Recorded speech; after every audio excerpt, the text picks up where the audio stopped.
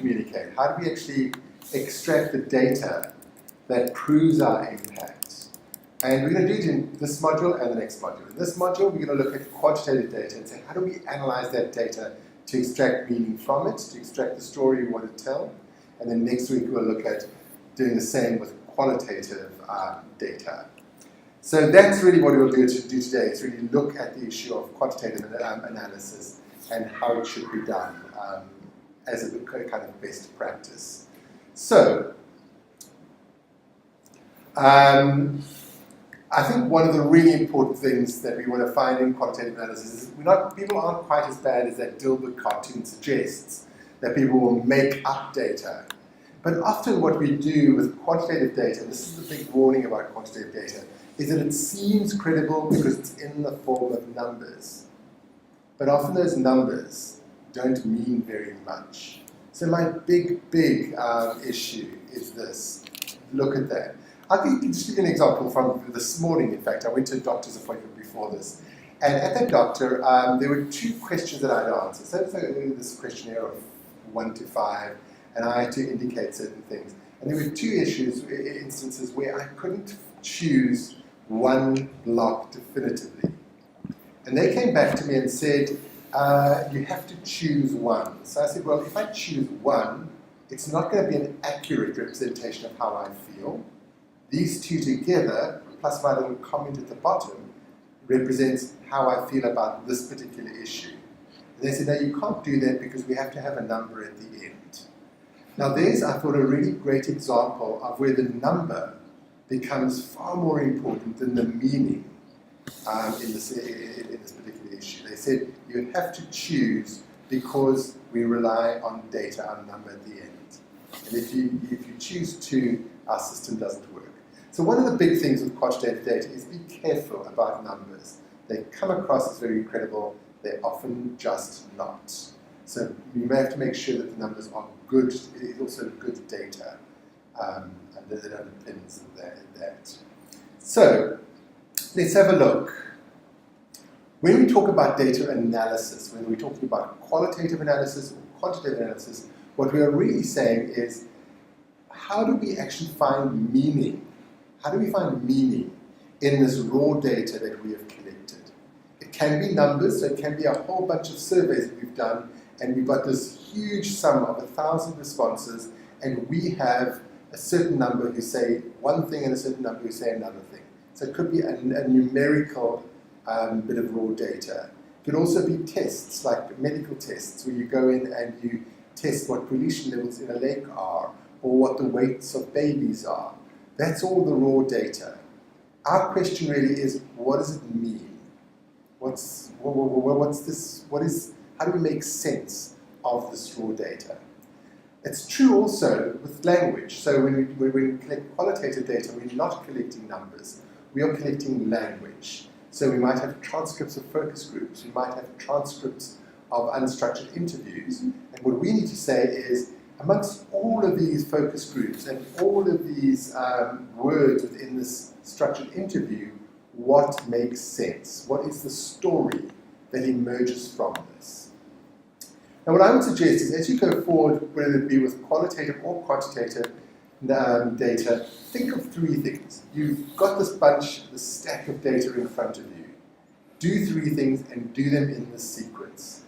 First say, what? What's being collected? Just do a basic analysis. And it might be things like 64% of the people who responded to the survey were women, 36% were men. 42% said X, 53% said Y. So you just get that basic analysis. What do you have? What is the data there? And get that done rigorously. Once you've done that, not before, once you've finished that, you move on to step 2, which is to say, so what about this data? You know what's been found in the field. Now you have to say, so what? What's the meaning here? What does this mean? And that's the interpretive level. And it's important in quantitative analysis to have that separation between the data and then the interpretation. Because with the interpretation, that's the first time you start bringing in logic and reasoning. Before that, it's all mathematical, statistical. You're adding, subtracting, dividing, averaging, doing statistical, finding relationships and so on. And then what you're doing is moving to interpretation and saying, so what does it mean if this number is increased from X to Y? How do I explain that? So again, remember, even with quantitative evaluations during the analysis phase, partly it is also just human reasoning. It's your brain, not just the numbers. The numbers are the beginning point of the analysis. And then the final thing is to say, now what? So what, now what? Given that we've got this data and we think this is what it means, what do we recommend for you as a project going forward? What should we do? Okay. So it's really important to go through those steps in a fairly rigorous way, because rigor, knowing, taking a particular path through this analysis is really important to come out with good data at the end. Otherwise, one has the kind of example I had this morning where somebody says, well, just do this, you can't do this.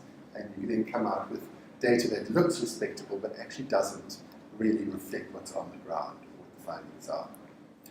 Final point I want to make about finding our stories, and people often say, well, quantitative analysis is the hard data.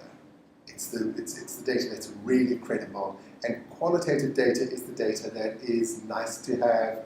It's nice to have little stories and so on. My contention is that neither qualitative nor quantitative data is better or worse. Likewise with analysis of that data, neither quantitative or qualitative analysis is better or worse. The question really is, does it fit our purpose? Are we using the correct data and analyzing it in the correct way, given the purpose of our evaluation? Now, one thing that I will say, though, is if you start analyzing and quantifying qualitative data, so you take a whole lot of focus group transcripts, and you start saying 36% of people said this and 23% said this, you start quantifying it, then you start to get into pretty poor research. And we'll explain why that is. So you don't try not to use qualitative data for analysis forms to analyze quantitative data, or the reverse. Don't use quantitative analysis forms to analyze qualitative data. Okay, and this will become clearer as we move through it. So, what is the difference between the quantitative and qualitative stuff? I think we've spoken about this before in other streams, but let me just give a quick wrap-up of it here. Quantitative and qualitative analysts try and make sense of the world. So they're trying to do the same thing. They're in a project and they're saying, we want to find out what's happened between the beginning of our project and this point. What has the change been between the baseline and where we are at this point in time? So the question they're asking in a big sense is relatively similar. But when you drill down, what they will be doing is asking slightly different things. This is where it's important for you to decide what you are trying to ask. Some quantitative analysts generally ask the question about what has happened. Just give us a number. How much has it changed? What's the trend been over this period of time? Or they might ask, how much have we paid for this particular change to occur relative to the change that has occurred, which is a kind of cost-benefit analysis. So it's all about crunching numbers, and it's answering those two big questions, the what and the how much question. What has happened? How much has it changed? What's the trend been? That's what quantitative.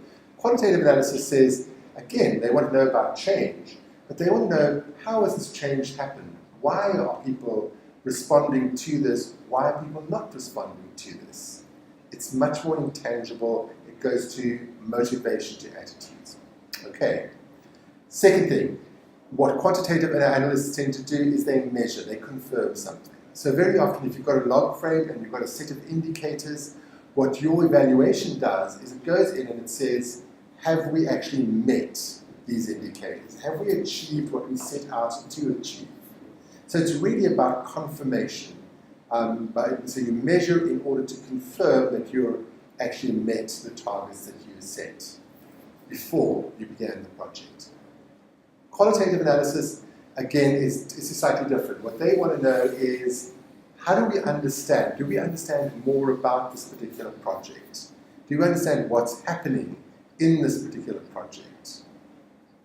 In other words, it's much more explorative rather than about confirmation. Third difference, quantitative stuff, the analysis is delivered in terms of numbers, averages, regression numbers, statistical differences. Everything, all of our ideas are represented in the form of a number. So even things, for instance, like gender becomes a 0 or a 1. Or satisfaction, very satisfied is a 5, satisfied is a 4. What people say, the words that people say are turned into numbers, and those numbers are then put through a number of statistical exercises in order to reach a particular finding. When you're doing qualitative research, it's about words and images. It's about what people say, how people say it, how people represent their world. So for those who've done PRA, very often what you will be left with are images that people have drawn. And as an analysis, you have to say, well, what do those images mean?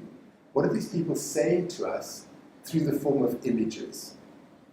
So your analysis is of words and images, and it's presented narratively. It's presented in words and images as well, not in numbers.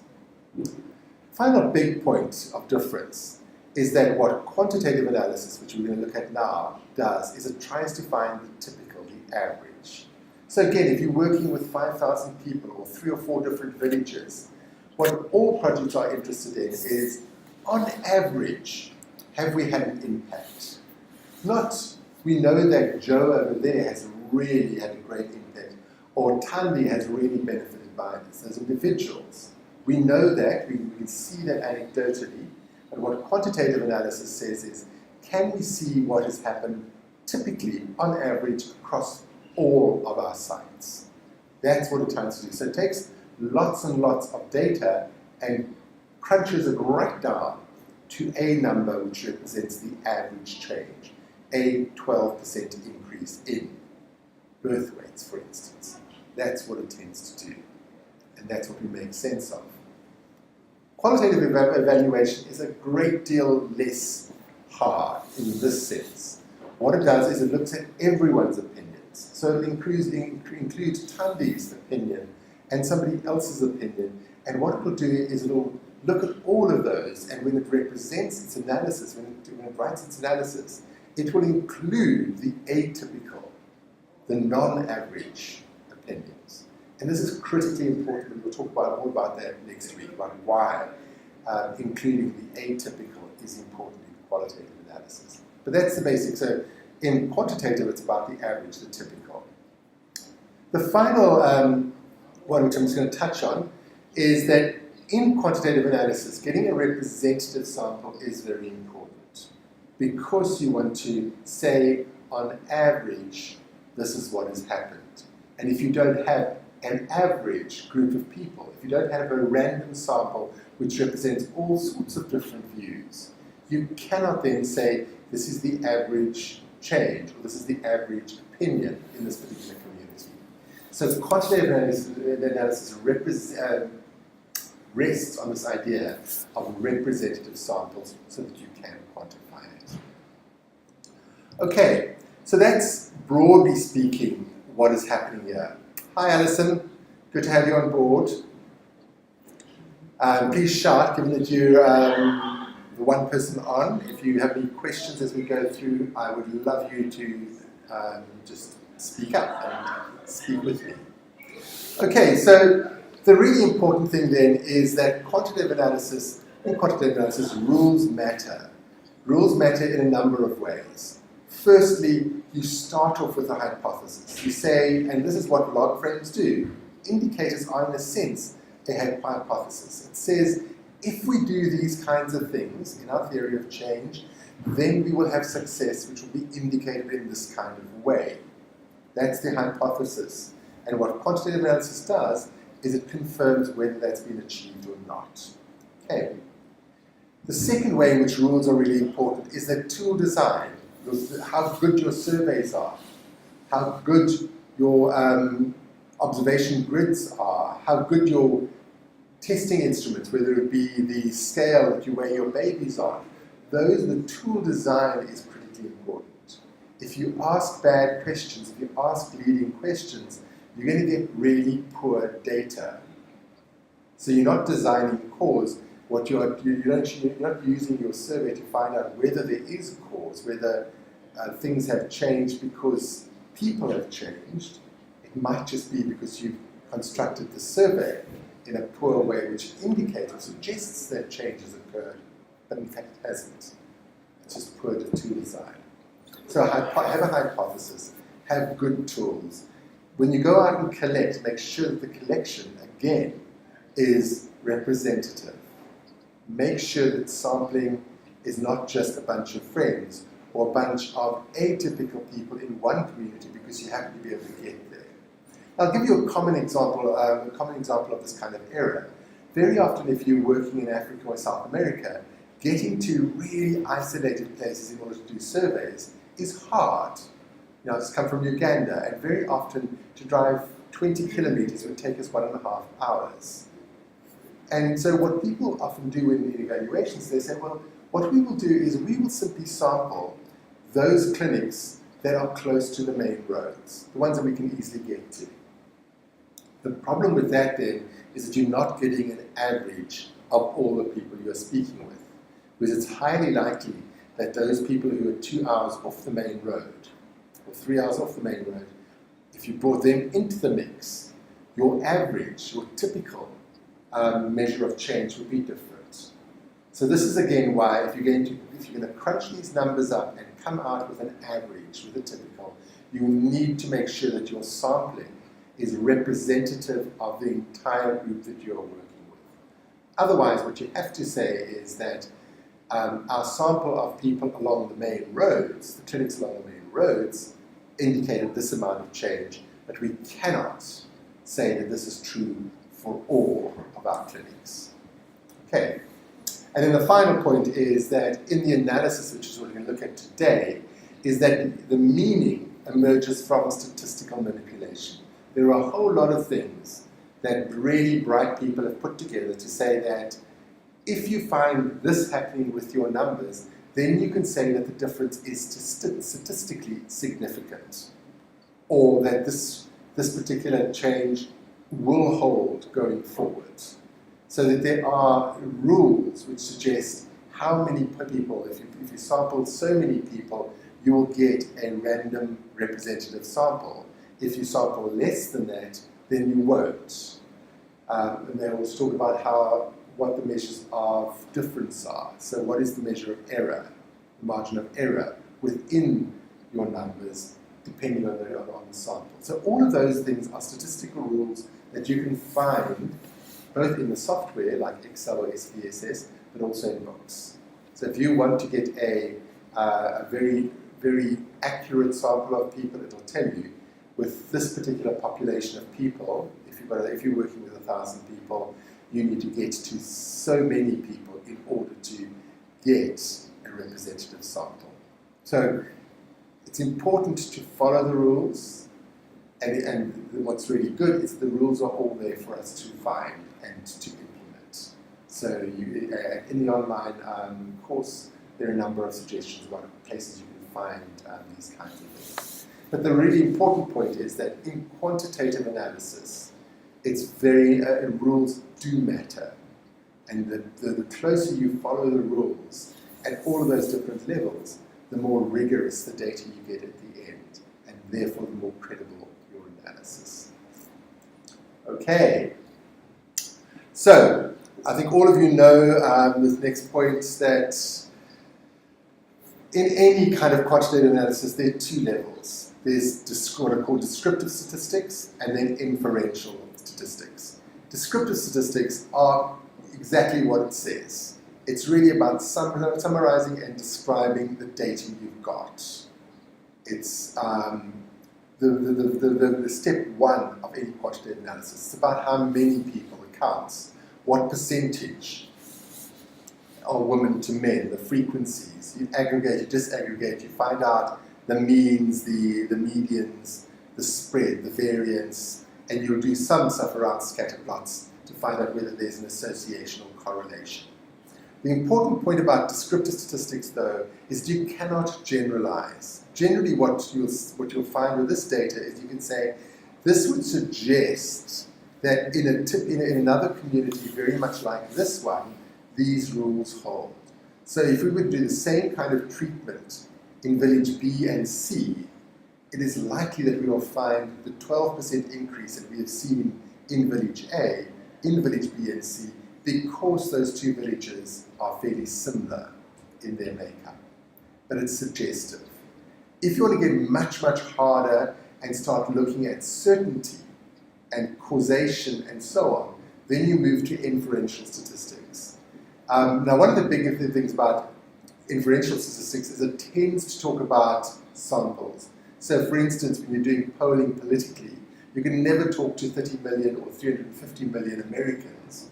So what you do is you go and speak to 3,000 of those Americans, and you're then able to come out and say that Clinton has 43%, Trump has 37%, with a margin of error of about 3%, which essentially means 43, 37, that they are tied, that it's within the margin of error. So a 43 to 37% lead is not a real lead statistically, because the lead is within that margin of error. So, but the point is, what you're doing with inferential statistics is you're starting to use far more complex calculations in order to infer from a smaller sample to a sample more generally. If you do this kind of research in village A and village B, for instance, you will then probably, rather than be able to say it'll hold for village C because that village is similar, you can probably say this will hold anywhere else. So you can then start saying things like, doing this kind of treatment, in other words, say, using mother tongue instruction in grades 1, 2, and 3, we know as a complete truth is the best way to teach language. But that, you can only say that with that certainty if you have done that across a sample big enough and representative enough and done the various kinds of statistical calculations you need to do in order to come to that certainty. But we are not going to go to inferential statistics. We are simply going to look at some of the descriptive stuff as we go forward.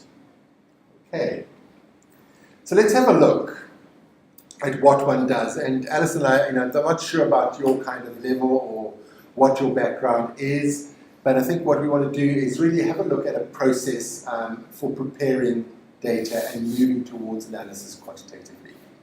One of the areas that people often make, or they skip over very quickly, is this preparation of data. And it's a mistake, because preparing your data is often some of the most important things you can do. So really what we mean by this is that, let's say people have gone out and they've done lots of surveys. What you then have is, sitting in front of you, or your office has, is 500 surveys on the analysis of how people responded to a particular course. You then have to enter that data into something like Excel or SPSS. And for quantitative data, you need to do this, because that allows you to do all of the kinds of statistical calculations that you might want to do very quickly.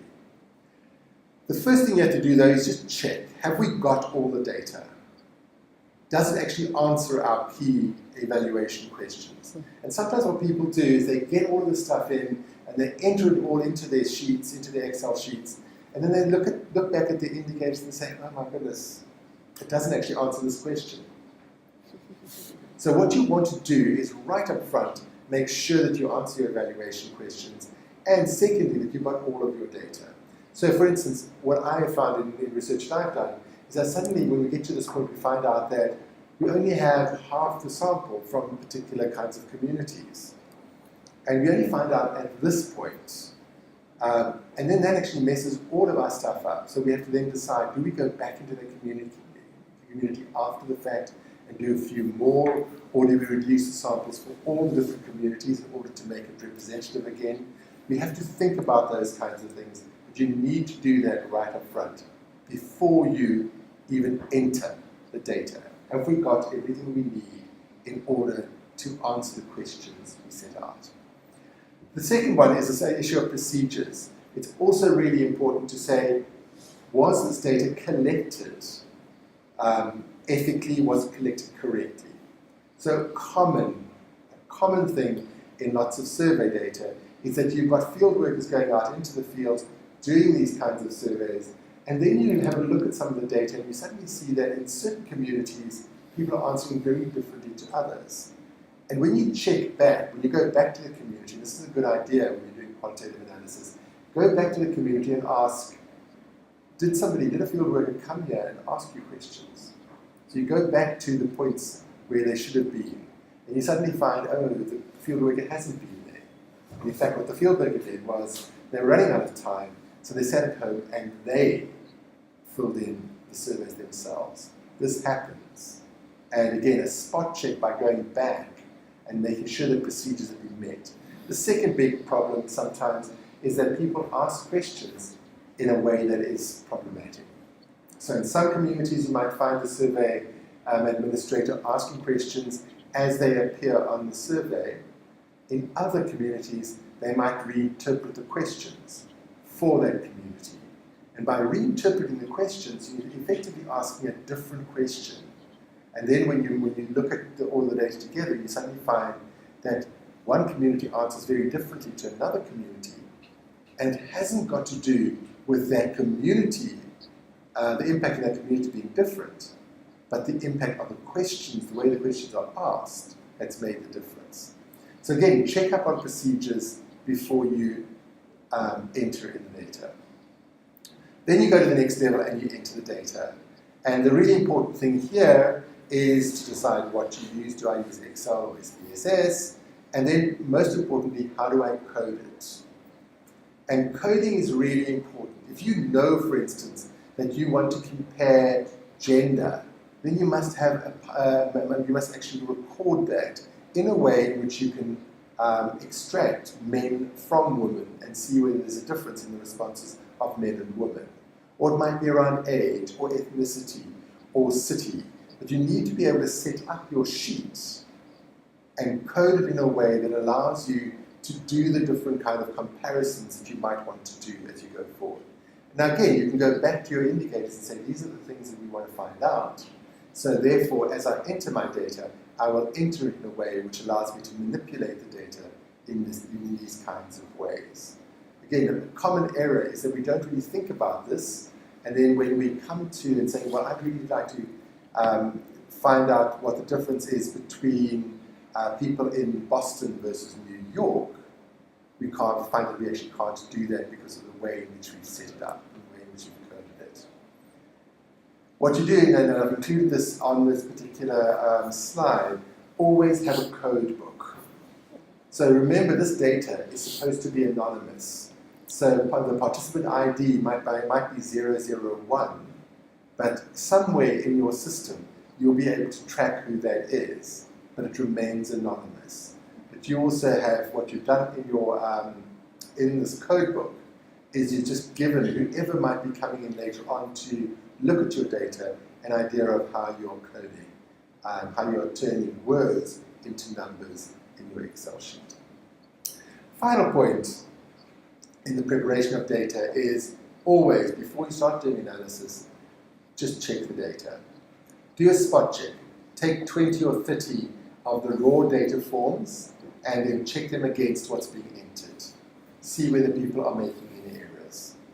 Eyeball it. Just have a look at it and say, well, does this make sense overall? And you might find that numbers just don't make sense. You might find, for instance, that what people have entered in is just a space where they should have entered a gender. If you check back then to the original raw data, you find that the person hasn't indicated their gender. But if you simply have a space there, that's going to mess up your calculations. What Excel's going to do is read that as deliberate. So what you need to do is have a code which says not supplied, gender not supplied. It might be something like a 99. So you need to have those kinds of ideas there so that your Excel sheet doesn't make nonsense of stuff. So you look at those, just eyeball the entry, and then just generally ask the logical question, does all this make sense? You might suddenly find that there just seem to be far more people in Boston than there should have been. So you'll actually then want to go back and say, well, we know that this course was run equally in both Boston and New York. Where does this error come in? So you'll just look at those kinds of things. Okay, once you've done that preparation, you then have the data. Now, one of the really important things in having this data also is that certain kinds of data, all the words that you had in your surveys and so on are turned into numbers. But they're different kinds of numbers. And I'm not going to go into detail about this, but because in the online course it talks about this, is that what you'll find in quantitative analysis is there are sets of numbers or levels of measurement that are categorical and numerical. And the essential difference is exactly what it says, is categorical levels of measurement are those where numbers don't work and lots of calculations don't work, whereas numerical data is data that can always be added, subtracted, divided, and all sorts of statistical machinations can be done on those. So just, I'm not going to go into detail here, it's not terribly important, but you'll notice that nominal data is exactly as it says, it's about the name. It's things like gender or ethnicity.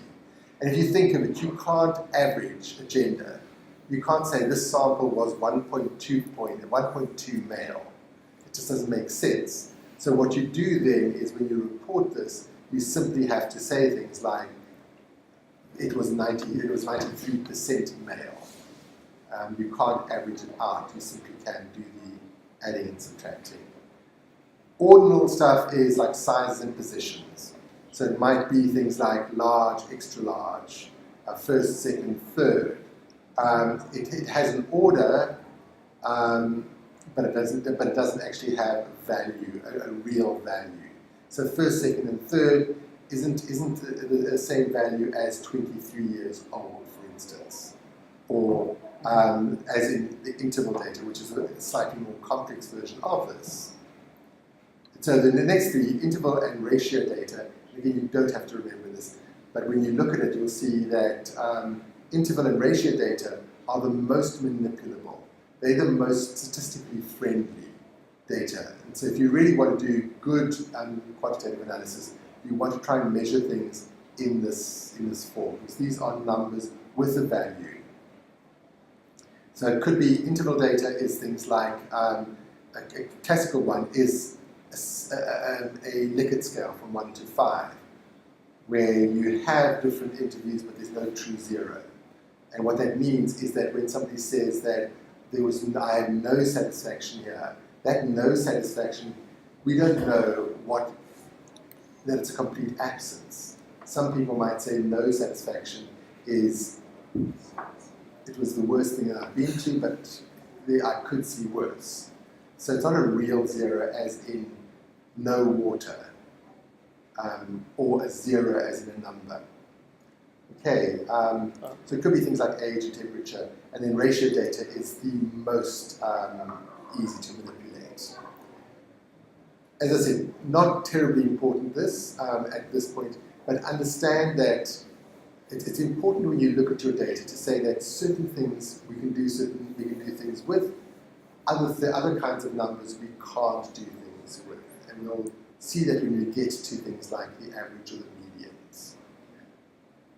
Okay, so step one is, once you've got all your data in there, what you want to then do is take this Excel sheet and you want to summarize it.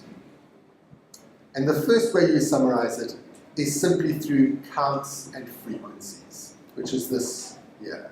So here's an evaluation of a particular course. And all they've done is they've pulled it out on a number of these lines here. And what they're saying is that of the sample, the count of 22 people, that is our total population, 11 were female, 11 were male. And then they've also gone to the idea of just writing it as a percentage, 50-50. And again, that's really important when it's, in this case, it's very easy because it's half-half, but in situations where the numbers aren't,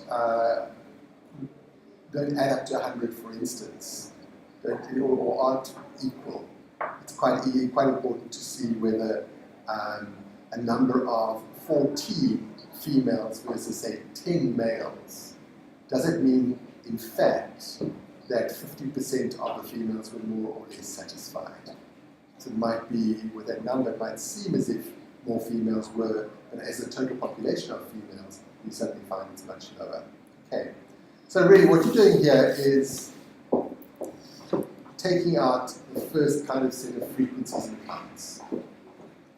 And if you have a look at this, and Alison or Piali, I don't know if you want to take any response, but what does that story tell you? Is there a story, Alison? If you just looked at that. Informed or satisfied. Interesting. I'll take a look at a sip of coffee.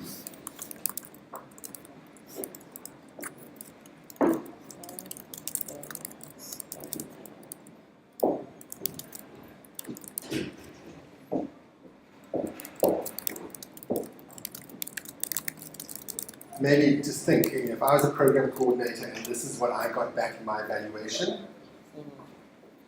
It's just a question. Why did they survey people who weren't in the program? Because there's 2 people who weren't in the program. I was confused. So you want to know why they did that? Why they? Yeah. Yeah. I think the summer program was a different program. So it's really about people. Yeah, sorry, that is. So they actually, of these people, most have gone through a summer program, and then 2 had not gone through that. Oh, okay. So yeah, they are quite satisfied. Okay, so if you have a look at this, I mean, as Piali says, I think that if you have a look at this, you'd say, well, this is great. If you have a look at this, 75% were either satisfied or very satisfied, and about 25% were not that satisfied. So that's okay, but it doesn't give you a great deal. So if you were to go forward and say, well, what do I do about this? You don't really know. You know that 25% of people were dissatisfied, 75% of people were satisfied. If that's your kind of criteria, that 75% of people should be satisfied or very satisfied, you can then tick off and say this indicator has been met. But it doesn't give me any idea about why were people satisfied, why were people dissatisfied, who was satisfied. Yeah, but you're right, Alison. There are very few details at this level of analysis. Now, with exactly the same amount of data, so Piali says we're men versus women, more or less satisfied. We don't really know at this point. And that's what we would do. So the very first level of any kind of quantitative analysis is this very basic aggregation. So you just pulled out all of the stuff from these Excel sheets and written it in a more narrative form. It gives you an idea that equal gender balance, equal city participation, Boston, New York, great majority had participated in the previous program, ethnicity, very much a third, if you were to combine these so-called minorities over here. So you could say, well, good, and we know of that group, largely satisfied. But I think, like both of you are saying, it would leave me a little bit unhappy. So what you then start doing is you can start saying, are there other patterns? Are there relationships? Where do the successes lie? Where do the problems lie? So you take this, and what you can do is you can re-aggregate it. So you just pull out just the people who are dissatisfied. Because that's what we want to see. We say, well, who was dissatisfied? And the dissatisfied here, we find that 2 females, 3 males were dissatisfied. None were white. 1 was African American, 1 was Asian, 1 was Native American, and 2 were Latin. People who were dissatisfied of the 5. And all 5 were from Boston.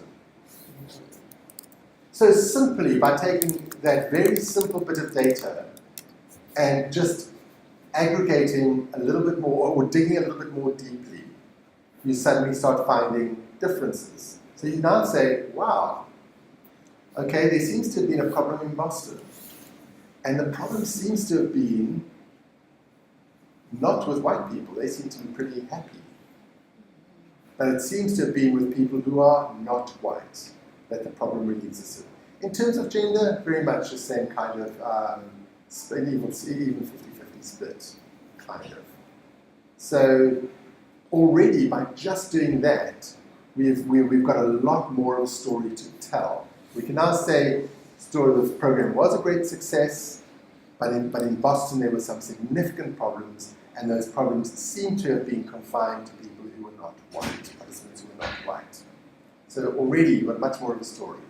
But you can go forward further. You could do what's called a cross-tabulation.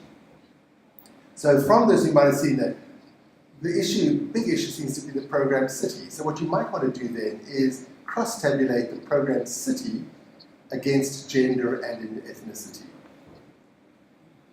So what you're already doing with the cross-tabulation is saying, take the one variable here and the other variable here, and let's have a look at whether that tells us anything more. If we look at that, we can now suddenly see that, again, we know that Boston's where the problem lies. Is there anything more that we can tell from doing this cross-tabulation?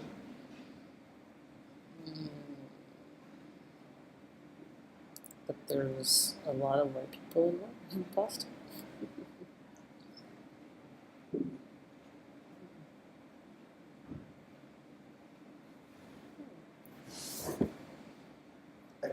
Tip, I think what you can do is, I'm not sure that there's anything new, but what you can do is be a lot more certain about whether it's about location or whether it's about ethnicity. Well, looks like. So if you have a look at the program cities, in Boston, 71% of people, participants were white. Very few.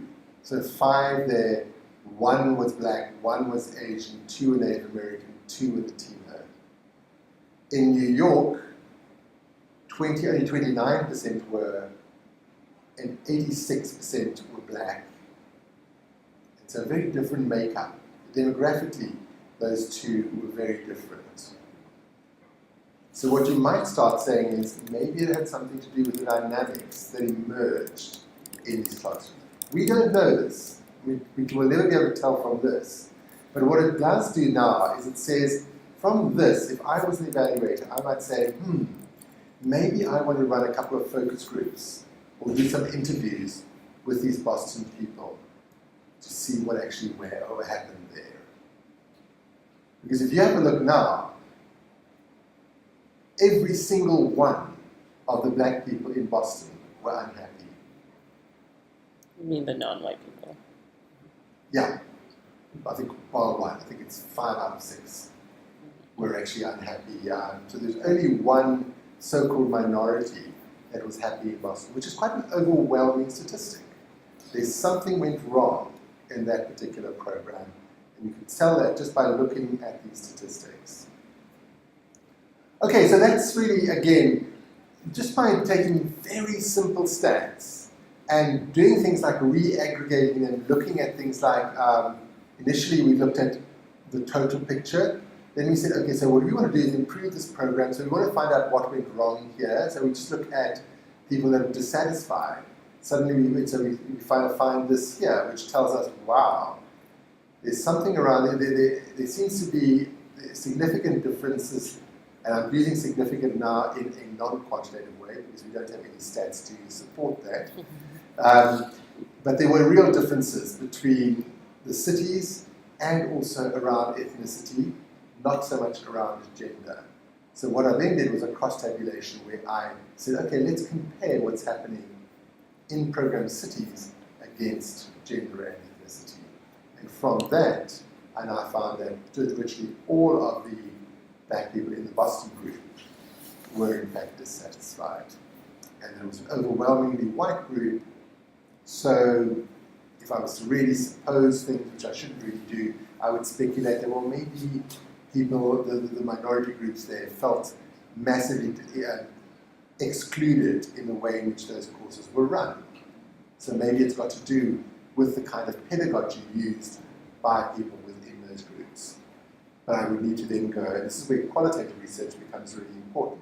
This is the limit of quants. It doesn't tell us very much more. If there were some open-ended questions, you might be able to get more data on that, but there aren't. So what you might want to then do is do some qualitative interviews or focus groups. Okay. Alison, any questions?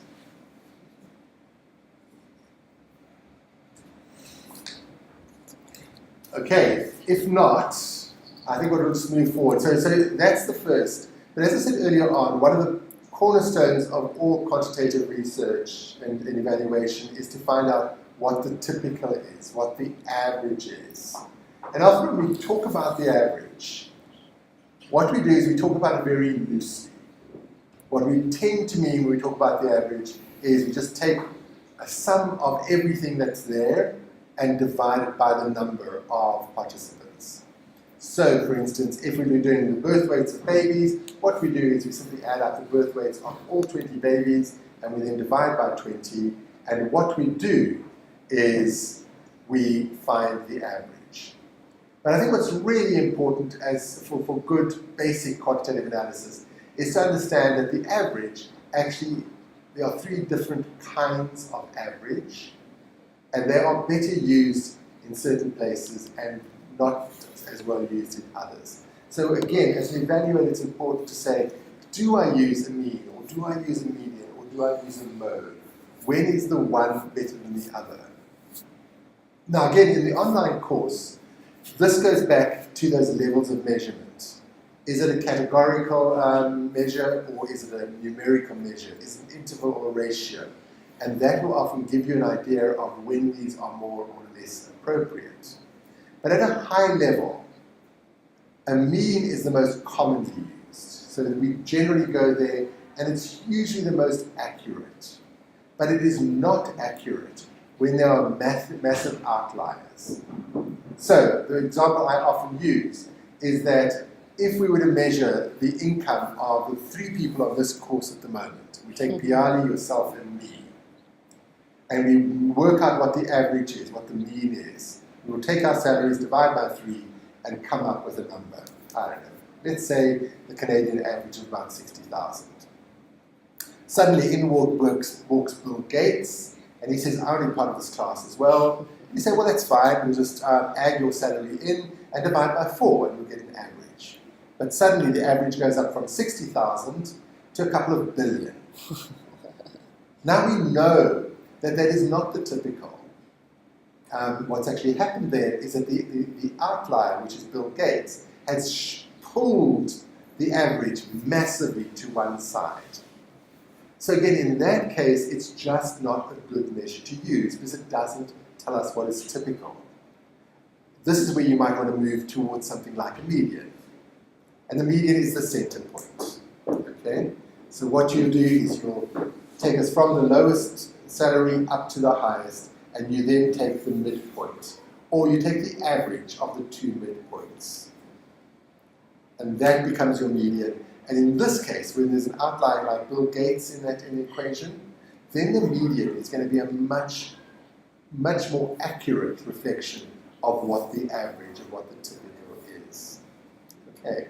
So again, with means and medians, when you're using rankings, like satisfaction scores, 1 to 5, again, the median tends to be the better way to go than the mean. So don't average out the 1 to 5 and come up with a 2.7. What you will rather do is go for the median, and what you might say is that so many people actually answered this particular question. So again, where modes become important, and again, what a mode is simply the most frequently mentioned. So that's with nominal data. So what you might do then is say that there were 65% of the people were women, 35% were men. You don't average that out, you don't find a median, you simply put the number out there. That's the mode. The mode is the most frequent number. You might also do this when people are making choices of things.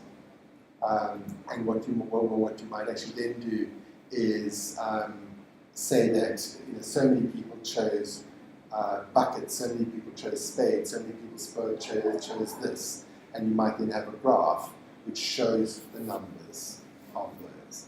The mode really is just what is the most frequently chosen. So those are the three kinds of averages. They're measures of center, measures of what is typical in any. And this is really important because what we're doing in quantitative analysis ultimately is saying what on average is happening here. But if you use the wrong kind of average, you then distort the findings. So again, go back to looking at the different kinds of data, find out when it is most appropriately used, and then use it in that sort of sense. Now, obviously, if you're trying to find out what is typical, say on average this is what's happening, what's also really important to ask is how certain are we about this? And the way people look at that, the thing about certainty is they say, what's the variation? So for instance, if you've got an average of 2 kilograms, and all of the baby's weights are averaged between 1.5 and 2.5, and come up with an average of 2, versus one where baby's weights go between 0.5 and 5, but with an average of 2, then you can say that the average of 2 in the first instance is much more certain than in the second one. Because in the second one, there are these massive variations. And that just makes the whole thing of prediction a lot more difficult. So we don't really know why there are these outliers on both sides. But what they've done is they've given us both, in both of those cases, we have an average of 2, but the spread of all the numbers that make up that average are very different. So essentially, certainty, if you want to really nail down how certain are we about our average, it's about looking at measures of dispersion. And generally, if the range is very wide, then there's uncertainty. If the range is very low, then there's a great deal more certainty about your average. There's much less variation in the scores. Okay. The other way of measuring it is through this thing called a standard deviation. And again, it sounds like quite a complex thing, but once you know the maths, it's really simple. But to tell you what it's doing, all it is doing, is if you think of the range, it's saying, take this, minus this, and that's what our range would be. What standard deviation says is, here's the center, here's the average. Now what we want to do is measure what the average deviation from that average is of all the different numbers that make up the average. And that's what a standard deviation is.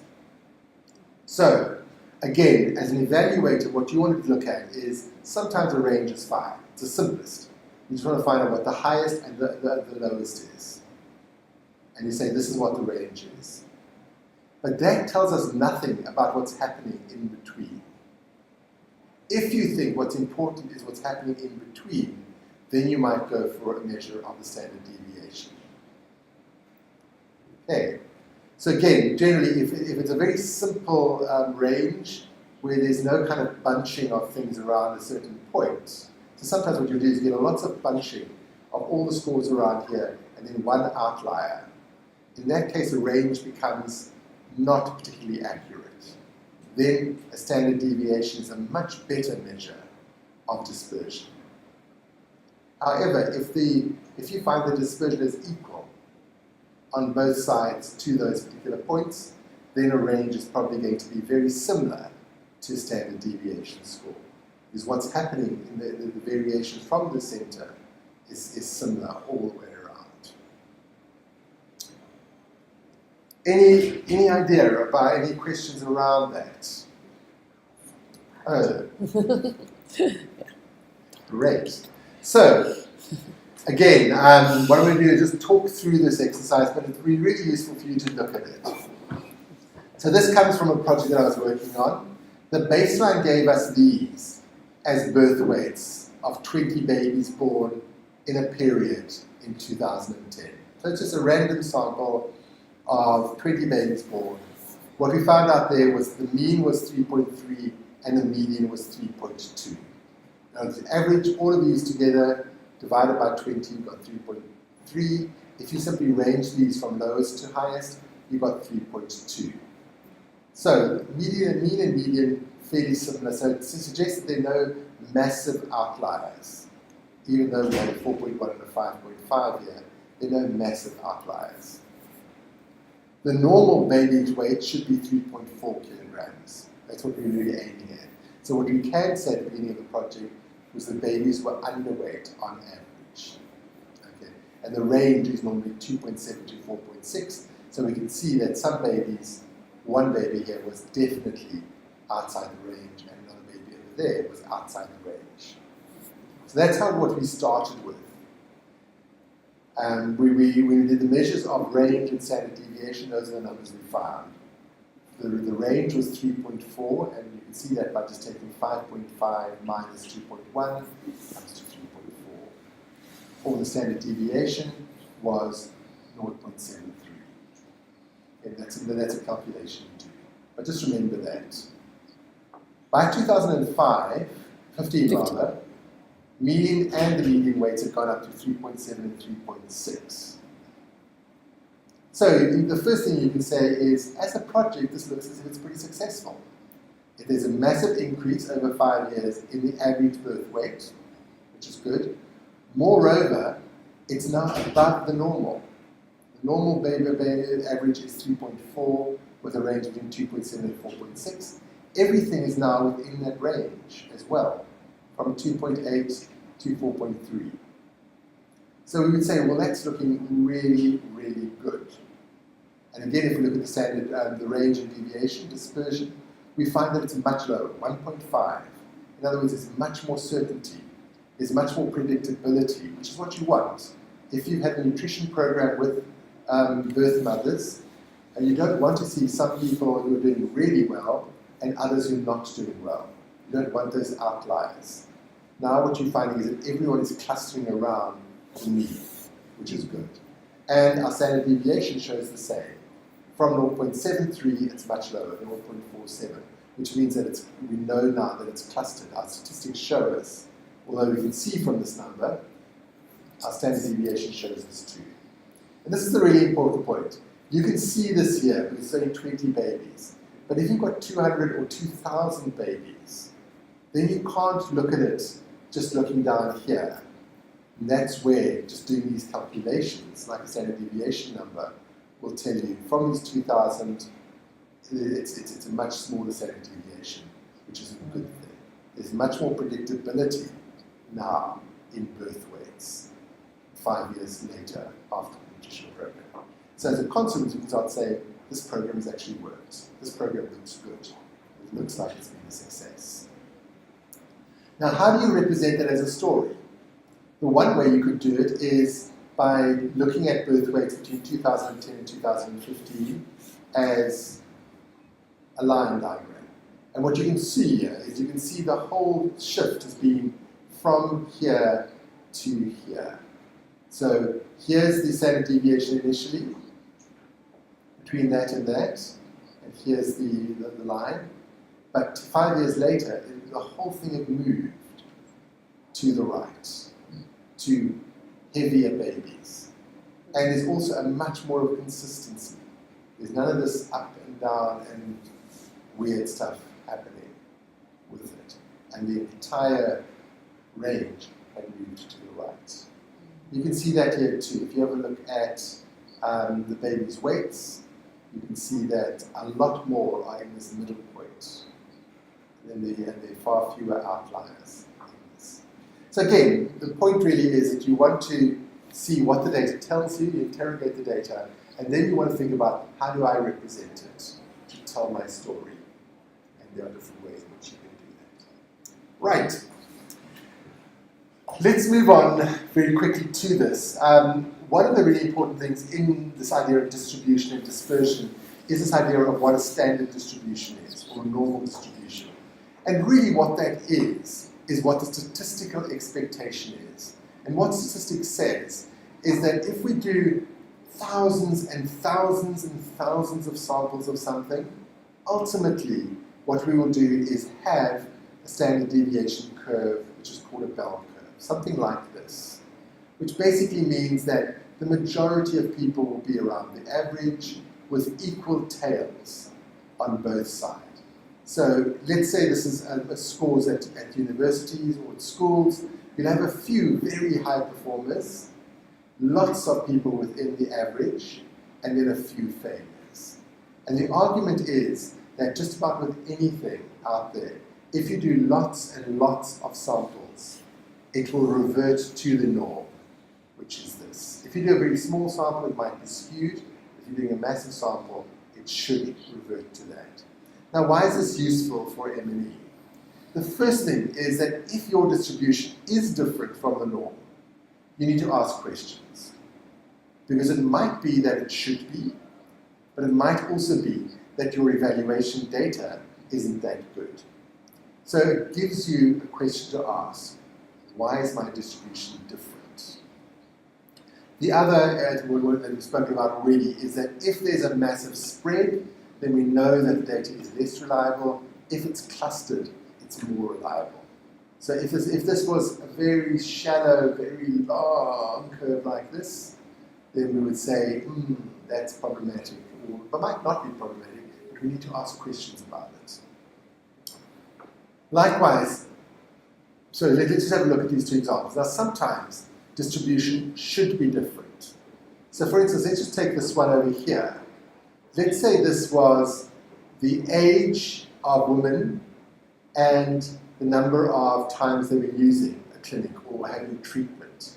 One would expect it to be skewed to the right, because the older the woman is, the more they might use the clinic.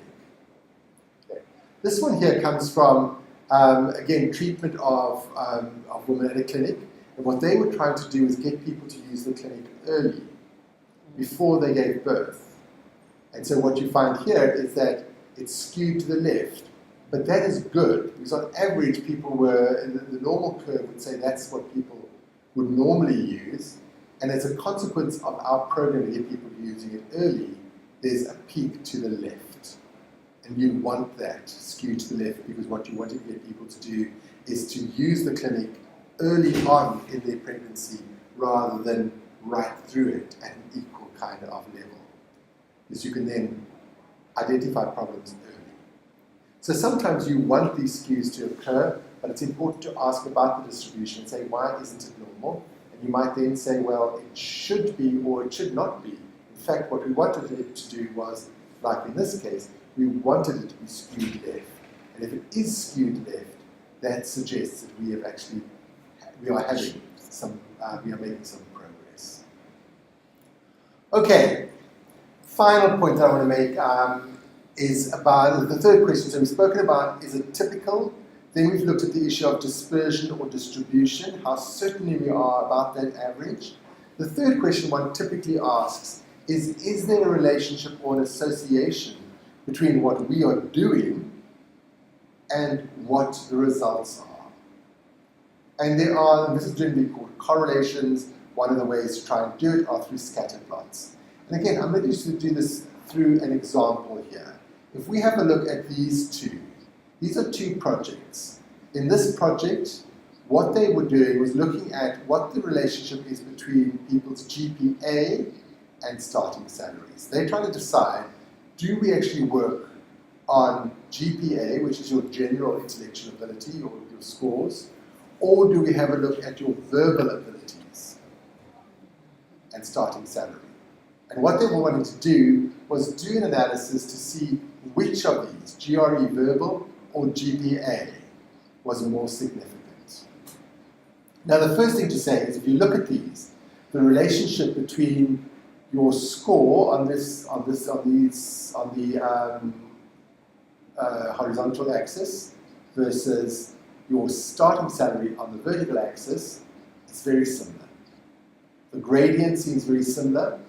And if you think of it, if the gradient moved from that to that, then there'd be a much stronger relationship between the verbal and your starting salary. Here you can say, well, there is a relationship, and it's a positive relationship, i.e., the higher your score, the more you're going to earn. We can see that. But it's not a massively positive relationship. So again, just remember, a flat means there's no relationship. This means there's some relationship. This means that there's a lot of relationship. This means that there's a negative relationship. So you really want to look at that, the gradient of the line. The second thing you want to look at is the clustering. And if you have a look at these two, I would say that here, the cluster is much closer to the line than it is here. And all that again means is that here, the relationship might be much more random. In some cases, a very high salary comes with a relatively low GPA, whereas here, you have a much lower salary with a very high GPA. So it's much, the clustering isn't close. Here, the clustering is all very close to this line. There are a couple of outliers, like those there, but mostly they're clustered around this line. So again, we can say that there seems to be a stronger certainty that GRE verbal will actually lead to an increased starting salary. So that's really what correlations, or what relationships or associations through scatter plots and so on allow you to do. If you plot your data in this kind of way, in a scatter plot or correlation, what you can do is start to see what the strength of the relationship is. Now remember, it's a correlation, it's not a causation. It doesn't mean that GRE verbal causes a higher starting salary. All you can say is that there seems to be a stronger relationship between GRE verbal and starting salary than there is between GPA and starting salary. And incidentally, if you do this exercise, which is in the online data, you'll find that although it looks like there's a strong relationship between gender and starting salary, when you plot it like this, you'll see that there is very little, or it's not the strongest. Many other things are stronger. And that again is useful in data. When we first look at the data, it looks like there's one story being told, but when you start doing these little exercises, you suddenly find, okay, so gender has got a relationship, but is it gender, or is it the fact that more women had higher GPA scores and more men had very strong GRE verbal scores? We're not sure whether it's the issue of gender, whether it was determining here, or whether it was something else. And that's what we will do. We can look at these and see which of these seems to be most predictive of success. Now, when you look at these, there are a whole lot of different kinds of relationships. So, positive relationship. And all of these can be done not just in terms of scatter plots, they can also be done in terms of a calculation. Positive relationship is generally where there's a plus, and it's between 0 and 1. And if you have a look at that, here's a very strong positive relationship, which basically means as our level of nutrition increases, so baby weights increase. And that might be that there. A negative is not necessarily wrong. You might find that as treatment increases, so incidence of disease drops. So a negative relationship is good if that's what you want. Increased treatment, decreased disease. You'll have a negative relationship on that. This third one here, there's no relationship. That's why it's 0. there is no discernible curve at all. So it basically means that whatever you're doing is having there's no relationship between what you're doing and with the results in terms of the statistics. So if you find something like this, that is terrible. Obviously, if you find something like this, and you actually want the baby weights to increase, but you find that they're decreasing, that's also negative. That's also bad news. But sometimes this can be positive news, depending on what you're measuring. These here are less typical, but sometimes what you'll find is that you find that when treatment increases, what you'll do is, as treatment increases, initially what you'll find is that people's health improves significantly. Or let's say it's a nutrition project. As you start feeding people, their health improves significantly. At a certain point though, any more food, this is the amount of food you're giving, has decreasing returns. And we know that. There's a certain amount of food that is optimal for health, and after that, we might actually be starting to have negative impacts on people's health. As all of us in the West know only too well. Too much food can often lead to decreases in health outcomes.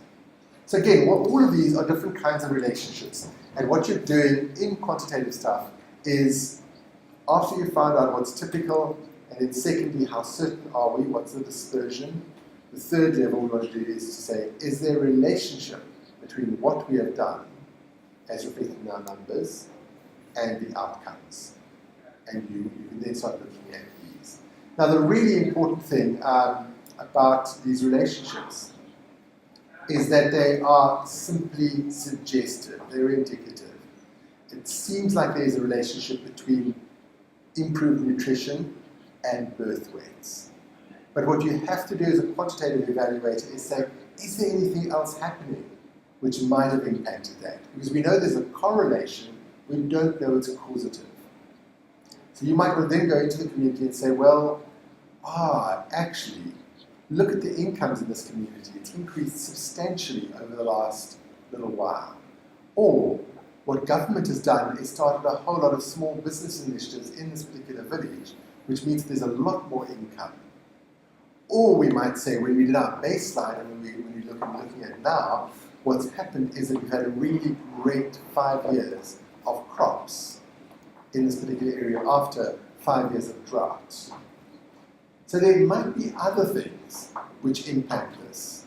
And then what we have to do is to try and say, what additional impact did something like our nutritional project have, given all of these other things?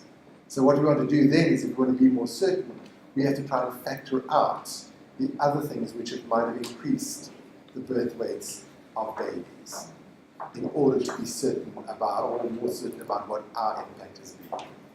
I've sometimes seen, for instance, that people will say with micro-lending projects that, if you have a look over the 5 years, the average income in this community has increased by 5%. That's really great. Except then I go and have a look at the GDP of the country, and I see that the GDP of the country has actually increased by 7%. If the GDP of the country has increased by 7%, and in our village it's only 5%, then in some sense we have to say it's a failure, unless we can show that, that in fact lots of these kinds of villages have been left out of the growth of the country. So you have to take into account those other contextual factors when you do the analysis. Which leads to the very last point. And this is the thing. You've got your analysis, what's there, will be all of this data. But interpretation of that data is not just statistical, it's also logical. So you might find, for instance, that statistically there's been a significant difference in the numbers between the baseline and when you're measuring in terms of birth weights. That's a good news story. But you can't then say, as I said earlier on, our nutritional project is a success. All you can say is the data says this, then the logical analysis begins. And what you will then say is something like, This is the effect that we expected. So what you might well say is that that is what we were expecting, those were our indicators, that's what we wanted. It did not have any negative or no effects.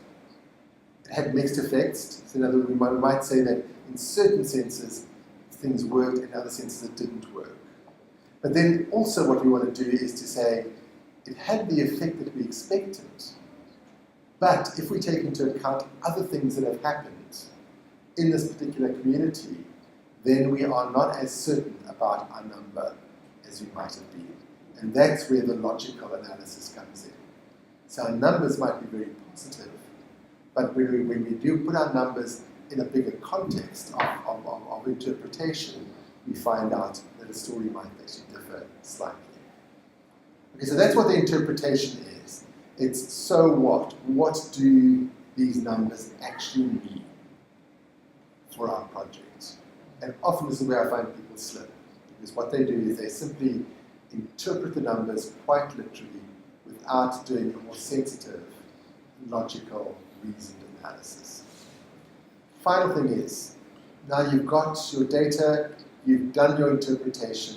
What all organizations want, and this is what makes evaluation different from research, is you have to say, now what do we do? So what you have to then do is say, this is what we found, this is what we think is happening, therefore what we suggest is that you change your approach. So we might actually say something like, we believe that your theory of change is invalid, so maybe you have to try something completely different. So let's say that nutrition with birth mothers did not increase birth weight. You might say, well, that assumption that you made that it would doesn't seem to hold. Therefore, maybe try X, Y, or Z. That might be the recommendation. Or else you might say, look, we think your theory of change is absolutely correct, but as we did our analysis, we found that it was so unevenly executed. And that's what leads to the poor numbers. So you might have found out that the average was brought down quite substantially because certain things were not done in certain clinics. So your overall average didn't seem that impressive. But where it was executed correctly, there did seem to be an impact. So what you might then say is, don't change your approach is correct, but hey, work a little bit more on executing it correctly. Or the third one, and this goes to the issue that I spoke about earlier on, is there something in the context, in the culture, or the system, which is actually getting in the way? So a project that I've just worked on, for instance, it's really successful, but there's a major systemic issue. This is a book publishing exercise, and what we have found increasingly is that many book publishing exercises in Africa, there's a payback between the publishers and the departments. So if you come in and suggest, here are free books, you suddenly find that people are not that interested, because free books mean that there's no payback. So again, it looks like in the project that I'm doing, that around both approach and execution, they seem to be doing things really well. But what they haven't taken into account is this one systemic block in the whole system. And so the evaluation is going to talk a lot about how to overcome that systemic block. So those are the kinds of things that you want to do in your final analysis. So to sum up, or before we sum up, just about limitations. Always be explicit about your limitation. Don't make claims you cannot make. And always report small response rates. So less than 60% response rate in survey will give you poor data. So you report those things and then say, what does it mean? Report your limitations and say, what does it mean in terms of how vehemently we can make these recommendations. So, to sum up, look at the cartoon. I think the really important thing about it is that you use quantitative analysis when you want to show trends and quantities, etc. But quantitative analysis doesn't allow you to make some decisions, like the decision about the heart, for instance, in the cartoon. You might do all of these exercises and find that all of these things are working, but it doesn't give you any idea of why it's working. And that's why qualitative evaluation is a useful addition to it. And that is what we will look at next week. But the big thing about quantitative evaluation is ensure that it's systematic, good tools, and good collection procedures, and then use your statistical rules to actually make sense of the data. And those include things like what is typical, what is the dispersion or the certainty like, what are the relationships like in this, as indicated by the particular data. So that's all I've got for today. I hope this has been useful. Please get online, do the work that's in there, and don't be overawed. Move on. If you find something's not particularly useful, just move on to the next one. But there are lots of exercises that I would like you to try. Often it's in the doing that we find ourselves interested.